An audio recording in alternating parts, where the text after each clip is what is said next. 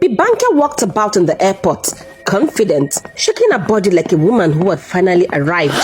Inside the plane, she did it again, carefree, enjoying the stairs. Suddenly, the air hostess grabbed her and dragged her down the aisle. Then, without warning, she pushed her off the plane. Bibi screamed.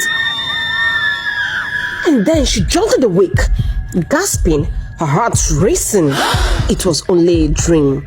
But dreams don't come from nowhere. And this one was a warning.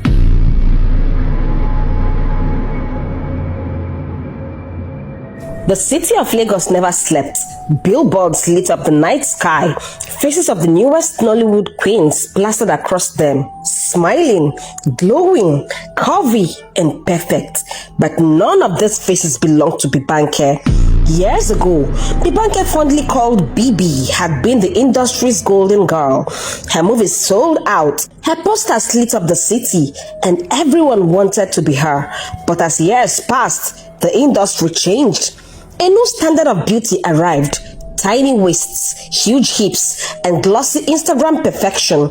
Producers wanted figure eights. Brands wanted curvy influencers. Even Bibi's colleagues had upgraded, returning from private clinics with dramatic new shapes and renewed fame. Meanwhile, Bibi sat in her apartment scrolling through their glowing lives online, each post reminding her of what she once had. A notification popped up. An old movie of hers was trending, but the comments stung. She sure had tried that year, but now her time don't pass. Na curvy women dey on board, I beg. As if that wasn't enough torture, her agent called shortly. Bibi, they picked Tinu. They said they want someone younger and curvier. Then the call ended and silence swallowed the room. The evening sun was sinking when Bibi left the audition. That never happened. The producer hadn't even looked at her twice. His eyes stayed glued to a new actress with a dramatic hourglass figure. Bibi walked to her car with a hollow chest.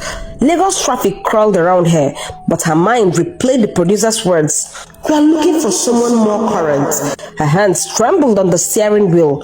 She barely noticed the downfall swerving into her lane until crash! Metal screamed. Her car spun, slammed into a pole, and went still. When Bibi opened her eyes, bright hospital lights blinded her. Her head throbbed. A nurse checked her IV, then walked away. Hours passed. No phone call, no message, no colleague, no friend, not even her agent. She stared at the ceiling, realizing the painful truth. In this industry, once the spotlight leaves you, everyone else does too. The next morning, she limped out of the hospital alone. Her phone remained painfully silent. She passed a billboard where a new curvy actress posed confidently. Bibi walked away sadly. She was tired of losing roles, tired of being overlooked, tired of watching others rise while she disappeared. If the world wants curves, then curves they would get. And with that quiet, desperate decision, the path to her ruin began. Bibi drove through the wet Lagos night, her mind blank until she found herself parked in front of the place written on the complimentary card she had received days earlier, Body Rebirth Clinic. She sat in the car for a moment staring at the card. Her instinct whispered, "Go home," but home meant silence. Home meant failure. Home meant fading away. She drew a shaky breath, gathered herself and stepped out. The clinic was small but stunning. White walls, gold accents, and a soft glow that made it feel almost unreal.